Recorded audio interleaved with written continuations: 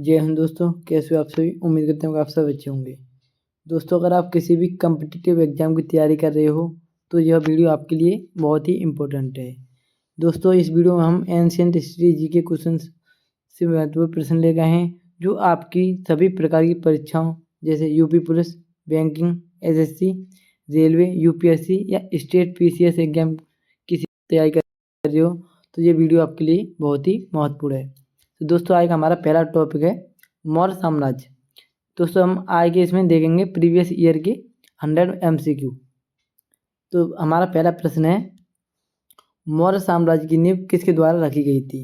तो दोस्तों, इसका सही आंसर हमारा ऑप्शन बी, चंद्रगुप्त मौर्य द्वारा।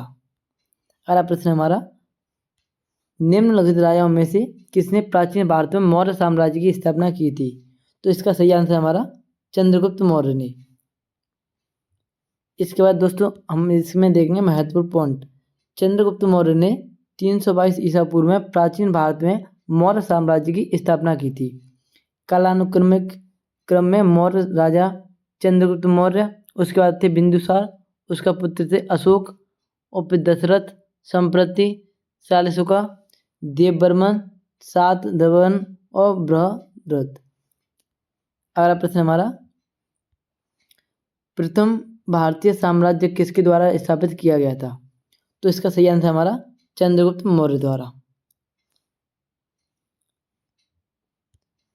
चंद्रगुप्त मौर्य ने आचार्य चाणक्य के सहयोग से नंद वंश का अंत किया था तथा यूनानियों को भारत से बाहर निकालकर भारत में सर्वप्रथम एक बड़े साम्राज्य का निर्माण किया था। अगला प्रश्न हमारा, चंद्रगुप्त ने किसके खिलाफ विद्रोह का नेतृत्व किया, उन्हें उखाड़ फेंका। तो इसका सही आंसर हमारा ऑप्शन डी, धनानंद।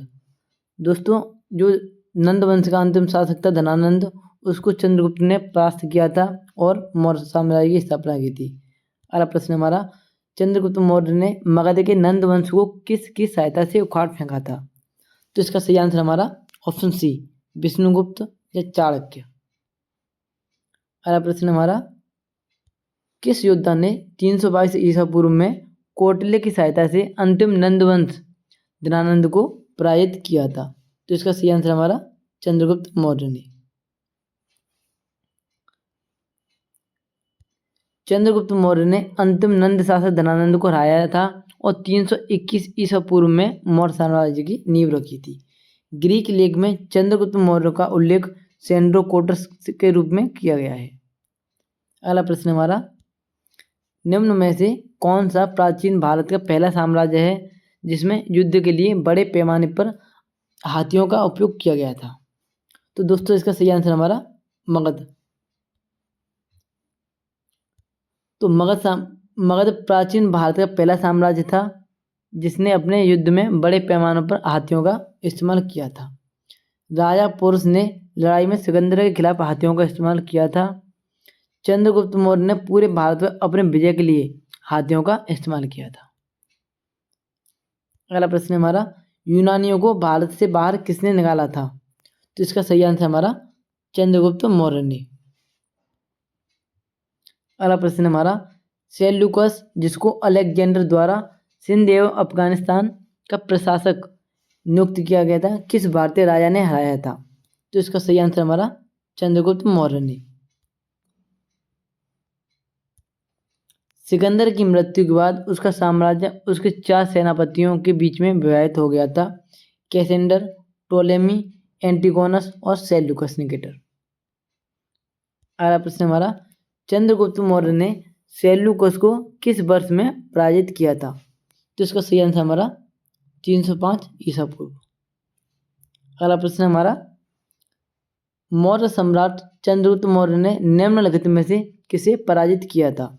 तो इसका सही आंसर हमारा ऑप्शन बी, सेल्यूकस निकेटर को।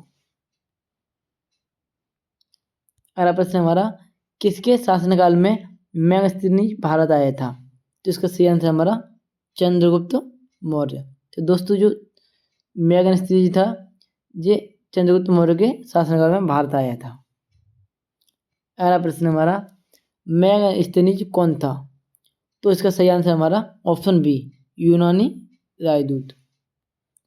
अगला प्रश्न हमारा, चंद्रगुप्त मौर्य के दरबार में यूनानी राजदूत मेगास्थनीज को किसने भेजा था? तो इसका सही आंसर हमारा सेल्यूकस निकेटर।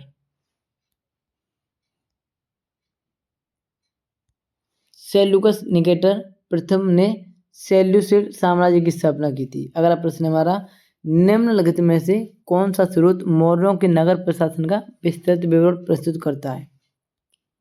तो दोस्तों इसका सही आंसर हमारा मेगास्थनीज की इंडिका, ऑप्शन बी हमारा सही आंसर हो जाएगा। इसका देखेंगे नेक्स्ट क्वेश्चन हमारा, 4वीं शताब्दी ईसा पूर्व में ग्रीक इतिहासकार मेगास्थनीज ने किसके शासनकाल में भारत का पहला दौरा किया था? तो फ्रेंड्स इसका सही आंसर हमारा ऑप्शन सी चंद्रगुप्त मौर्य ने। अगला प्रश्न हमारा, मेगास्थनीज की पुस्तक इंडिका में भारतीय समाज के कितने वर्गों में विभाजित किया गया है? तो सही आंसर इसका हमारा ऑप्शन डी 7 भागों में। तो नोट में देखेंगे हम 7 वर्ग, ब्राह्मण जिसको हम उच्च वर्ग कहते थे, दार्शनिक, किसान, पशुपालक, कारीगर, सैनिक, पर्यवेक्षक, पार्षद और मूल्यांकन करता। अगला प्रश्न हमारा, मेगास्थनीज के अनुसार पाटलिपुत्र का नगर एक समिति द्वारा शासित था। इस समिति में कितने सदस्य थे? तो इसका सही आंसर हमारा 30 सदस्य। भारतीय उपमहाद्वीप के लिए प्राचीन यात्रियों जैसे Megasthenes, Fahien, Hiuen Tsang, Alberuni, Ibn Battuta आदि द्वारा भारतीय व्यापारियों के सक्रिय योगदान के लिए निम्नलिखित में से कौन सा नाम प्रयुक्त किया गया था? तो इसका सही आंसर हमारा स्वर्ण भूमि, ऑप्शन ए।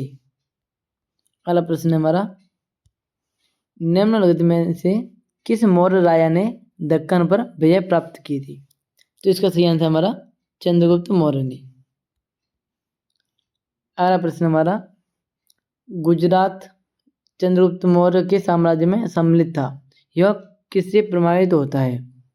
तो इसका सही आंसर हमारा ऑप्शन सी रुद्रदामन के जूना और शिला अभिलेख के द्वारा। अगला प्रश्न हमारा, पाटलिपुत्र में चंद्रगुप्त मौर्य का महल मुख्यतः किससे बना था? तो इसका सही आंसर हमारा ऑप्शन सी लकड़ी से।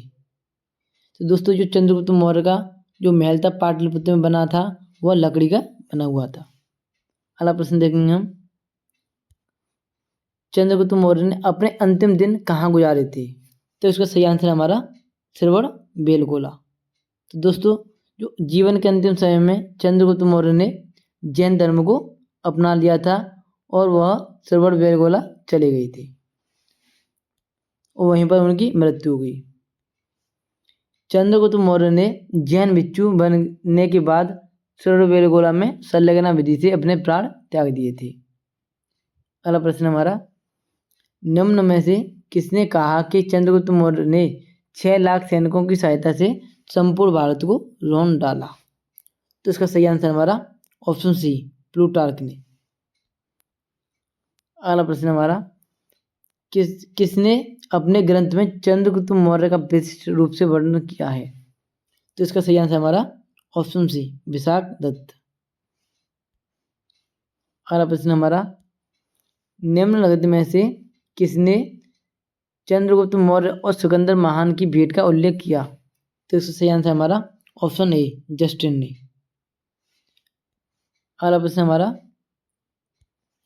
चंद्रगुप्त मौर्य का प्राचीनतम अभिलेख उद्धरण निम्न में से किस अभिलेख में मिलता है? तो इसका सही आंसर हमारा ऑप्शन सी रुद्रदामन का जूनागढ़ अभिलेख। दोस्तों इसके बाद देखेंगे हम अगला प्रश्न हमारा, कौटिल्य का वास्तविक नाम क्या था? तो दोस्तों जो कौटिल्य का वास्तविक नाम था वो था हमारा विष्णुगुप्त, जिसको हम चाणक्य के नाम से बुलाते हैं। तो कौटिल्य का वास्तविक नाम विष्णुगुप्त था, लेकिन सब इनको अक्सर चाणक्य के नाम से जानते हैं, इसलिए आप भ्रमित ना हो, ये तीनों नाम एक ही व्यक्ति के हैं। इनको अर्थशास्त्र के जनक के रूप में भी जाना जाता है। अगला प्रश्न हमारा, अर्थशास्त्र पुस्तक किसने लिखी है? तो दोस्तों इसका सही आंसर हमारा ऑप्शन बी कौटिल्य या चाणक्य ने। अर्थशास्त्र चाणक्य यानी 4वीं शताब्दी ईसा पूर्व में लिखी गई है। इसमें राज्य व्यवस्था, कृषि, न्याय एवं राजनीति आदि के विभिन्न पहलुओं पर विचार किया गया है। अपने तरह का राज्य प्रबंधन विषयक यह प्राचीनतम ग्रंथ है। यह भारतीय राजनीति का प्रसिद्ध ग्रंथ भी है। इसके बाद हमारा अगला प्रश्न है, निम्नलिखित में से कौन सा ग्रंथ मौर्य साम्राज्य के काल के प्रशासनिक और सैन्य संगठन का संक्षिप्त विवरण देता है? तो दोस्तों इसका हमारा सही आंसर हो जाएगा ऑप्शन डी, अर्थशास्त्र। तो अर्थशास्त्र यह मुख्य रूप से शासन कला के सिद्धांतों और अभ्यास पर केंद्रित था। अर्थशास्त्र कौटिल्य अथवा चाणक्य या विष्णुगुप्त द्वारा रचित संस्कृत भाषा में लिखा गया था, जो चंद्रगुप्त मौर्य के शासनकाल में प्रधानमंत्री के पद पर थे। अगला प्रश्न हमारा, किस साम्राज्य में कंटक शोधन नामक एक प्रकार का दरबार प्रचलित था? तो इसका सही आंसर हमारा मौर्य साम्राज्य। तो कंटक शोधन मौर्य साम्राज्य में प्रचलित एक प्रकार का दरबार था। इसका शाब्दिक अर्थ है कांटों को हटाना, और प्राचीन भारत में आपराधिक न्याय के संदर्भ में इसका इस्तेमाल किया जाता था। कौटिल्य ने अपनी पुस्तक अर्थशास्त्र में उन मामलों का भी उल्लेख किया है जो कंटक शोधन के अधीन थे। हमारा अगला प्रश्न है, अर्थशास्त्र में दिए गए वर्णन के अनुसार अंतपाल नामक अधिकारी का क्या कर्तव्य था?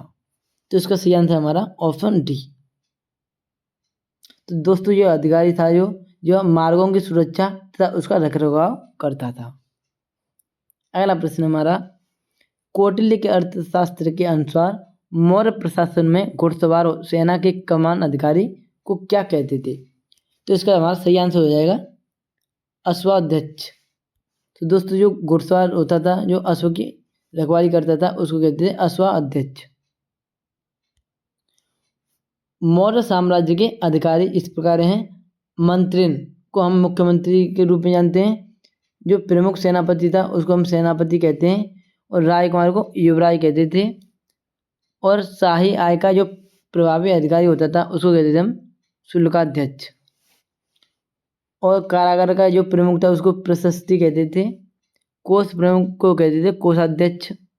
और मुख्य न्यायाधीश होता था उसको कहते थे हम व्यापारिका। और जो प्रमुख पुलिस अधिकारी होता था उसको कहते थे हम दंडपाल। खाद्यान्न विभाग का जो प्रमुख होता था उसको कहते थे हम अन्नपाल। और जिला प्रशासक को कहते थे प्रादेशिक। और हाथी वाहिनी का मुख्य सेनापति था उसको कहते थे हम हस्त्याध्यक्ष। और रथ वाहिनी का जो मुख्य सेनापति होता था उसको कहते थे हम रथाध्यक्ष। और जो नगर की सुरक्षा करता था उस अधिकारी को कहते थे हम नायक। अगला प्रश्न हमारा, मौर्य प्रशासन के तहत शीताध्यक्ष किसके प्रभारी थे? तो दोस्तों इसका सही आंसर हमारा कृषि की। तो मौर्य साम्राज्य के दौरान शीताध्यक्ष कृषि के प्रभारी थे। वे कृषि के क्षेत्र में अत्यधिक कुशल और अनुभवी थे, और उन्हें अमात्य द्वारा नियुक्त किया जाता था, जो राजा के प्रशासनिक या न्यायिक क्षेत्रों में सर्वोच्च थे। अगला प्रश्न हमारा, समाहर्ता नामक अधिकारी का क्या कार्य था? तो इसका सही आंसर हमारा ऑप्शन बी, कर निर्धारण। तो दोस्तों जो कर का निर्धारण करता था वो हमारा समाहर्ता नामक अधिकारी द्वारा होता था। अगला प्रश्न हमारा, मौर्य साम्राज्य के शासन के दौरान स्थानिक कौन था? तो इसका सही आंसर हमारा ऑप्शन ए, जिला प्रशासनिक। अगला प्रश्न हमारा, मौर्य काल में भूमिकर जो कि राज्य की आय का मुख्य स्रोत था का सर्वोच्च अधिकारी कौन था? तो इसका सही आंसर हमारा शीताध्यक्ष। दोस्तों जो शीताध्यक्ष होता था यह कृषि भूमि का अधिकारी होता था। इसका अगला प्रश्न हमारा, चंद्रगुप्त मौर्य का पुत्र कौन था? तो इसका सही आंसर हमारा ऑप्शन ए, बिंदुसार। इसके बाद हमारा अगला प्रश्न है, किस मौर्य शासक को यूनानियों द्वारा अमित्रघात कहा जाता था? तो इसका सही आंसर हमारा ऑप्शन सी, बिंदुसार को। चंद्रगुप्त को यूनानियों द्वारा सेंड्रोकोट्स कहा जाता था। बिंदुसार को मौर्य साम्राज्य का जो दूसरा शासक था उसे ग्रीक स्रोतों में उसे अमित्रघात यानी शत्रुओं का वध करने वाला या अमित्रोचेट्स कहा जाता था। और डाइमेकस इनके दरबार में आने वाला पहला यूनानी राजदूत था। अगला प्रश्न है, बिंदुसार के शासन के दौरान कहाँ अशांति थी? तो इसका सही आंसर हमारा ऑप्शन डी, तक्षशिला में। दोस्तों अगर आप हमारे चैनल पर नए आए हैं तो कृपया हमारे चैनल को सब्सक्राइब करके और वीडियो को लाइक जरूर कर दें, क्योंकि दोस्तों अगर आप किसी भी एग्जाम की तैयारी कर रहे हो, जैसे प्राइमरी स्कूल टीचर या यूपी पुलिस या बैंकिंग, एसएससी, रेलवे या एनटीपीसी, ग्रुप डी, यूपीएससी या स्टेट पीसीएस एग्जाम किसी की भी तैयारी कर रहे हो तो यह वीडियो आपके लिए बहुत ही इम्पोर्टेंट है। दोस्तों इसके बाद हमारा अगला प्रश्न है, बिंदुसार के पुत्र का क्या नाम था? तो इसका सही आंसर हमारा अशोक। तो दोस्तों जो अशोक का जो पुत्र अशोक किसका पुत्र था? बिंदुसार का। अगला प्रश्न है, वह शासक कौन था जिसने राज सिंहासन पर बैठने के लिए अपने बड़े भाई सुसीम की हत्या की थी? तो इसका सही आंसर हमारा अशोक। तो दोस्तों जो अशोक मौर्य सम्राट बिंदुसार और सुभद्रांगी के पुत्र थे। उनके अन्य नाम देवानाम प्रिय, देवताओं के प्रिय थे और प्रियदर्शी थे। अगला प्रश्न हमारा, भारत में अशोक का शासनकाल कब से कब तक था? तो इसका सही आंसर हमारा ऑप्शन ए, 273 से 232। तो दोस्तों हमारा जो भारत में अशोक का कार्यकाल था वो था हमारा 273 से 232 ईसा पूर्व तक। अगला प्रश्न हमारा, निम्नलिखित में से किस शासक ने अपने प्रजा और अधिकारियों को अपने संदेश पत्रों की सतह पर खुदवाए थे? तो इसका सही आंसर हमारा सम्राट अशोक। अशोक इतिहास के ज्ञात महानतम शासकों में से एक थे और उनके निर्देशों को शिलालेखों को खम्भों पर और साथ ही चट्टानों की सतहों पर भी अंकित किया गया था। अगला प्रश्न हमारा, निम्नलिखित में से कौन सा कथन सत्य नहीं है? तो दोस्तों इसका सही आंसर हमारा ऑप्शन डी, अशोक बिंदुसार का छोटा भाई था। तो दोस्तों ये वाला हमारा कथन गलत है, क्योंकि अशोक बिंदुसार का पुत्र था। अगला प्रश्न हमारा, अशोक ने अपने क्षेत्र में सामाजिक समस्याओं को हल करने के लिए किसे नियुक्त किया था? तो दोस्तों इसका सही आंसर हमारा ऑप्शन डी, धम्म महामात्र को। तो दोस्तों जो अशोक ने किसकी नियुक्ति की थी? धम्म महामात्र की नियुक्ति की थी। अगला प्रश्न हमारा, अशोक के अधीन मौर्य राजतंत्र का सबसे सही वर्णन निम्नलिखित में से कौन सा होगा? तो दोस्तों इसका सही आंसर हमारा ऑप्शन बी, केंद्रीकृत एकाध्याय, एकाधिपत्य। अगला प्रश्न हमारा, अशोक की प्रशासनिक नीति में भारी परिवर्तन किस घटना से आया था? तो इसका सही आंसर हमारा कलिंग युद्ध। तो दोस्तों जो अशोक की प्रशासनिक नीति में जो परिवर्तन आया था उसका कारण मुख्य था अशोक कलिंग का युद्ध था, जो 261 ईसा पूर्व में हुआ था। अगला प्रश्न हमारा, कलिंग युद्ध किस वर्ष हुआ था? तो इसका सही आंसर हमारा 261 ईसा पूर्व में। कलिंग युद्ध राजा अनंत पद्मनाभ और अशोक के बीच 261 ईसा पूर्व में लड़ा गया था। राजा अनंत पद्मनाभ अशोक द्वारा पराजित हुआ था। कलिंग की राजधानी थी तोसाली। कलिंग युद्ध का वर्णन अशोक के 13वें शिलालेख में प्राप्त होता है। तो दोस्तों ये सभी क्वेश्चन आपके एग्जाम के लिए बहुत ही महत्वपूर्ण हैं। दोस्तों ये सभी प्रश्न एग्जामों में पूछे गए प्रश्न हैं। तो दोस्तों अगर आप पूरा हिस्ट्री का वीडियो देखना चाहते हो तो हमारे चैनल को सब्सक्राइब जरूर कर लें। दोस्तों इसके बाद हमारा अगला प्रश्न है, अशोक के अभिलेखों के अनुसार अशोक ने राजा बनने के कितने वर्ष बाद कलिंग पर युद्ध किया था? तो दोस्तों इसका सही आंसर हमारा 8 वर्षों के बाद। तो दोस्तों जो अशोक ने राजा बनने के 8 वर्ष बाद कलिंग पर आक्रमण किया था। अशोक के अभिलेखों के अनुसार राजा बनने के 8 साल बाद अशोक ने कलिंग युद्ध पर आक्रमण किया था। कलिंग युद्ध के अभिलेखों को शिलालेख 13 में चित्रित किया गया है। राजा अशोक 268 से 232 पूर्व मौर्य साम्राज्य के तीसरे राजा थे, जो युद्ध के त्याग और धम्म एवं पवित्र सामाजिक आचरण की अवधारणा के विकास के लिए जाने जाते थे। दोस्तों इसके बाद हमारा अगला प्रश्न है, किस युद्ध के बाद अशोक ने भौतिक अधिग्रहण की नीति को त्याग दिया था? तो इसका सही आंसर हमारा कलिंग युद्ध।